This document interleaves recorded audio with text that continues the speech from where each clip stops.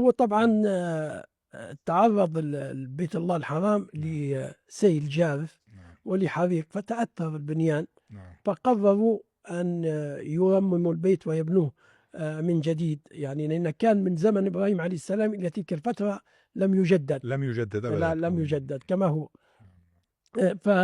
واشترطوا ألا يكون المال إلا من حلال، يعني مثلا فيه بغي، فيه حرام، مال حرام لا يدخل في بناء الكعبة. من عندهم شيء من البقايا الدينية التي ورثوها من إسماعيل عليه السلام، سيدنا إبراهيم عليه السلام.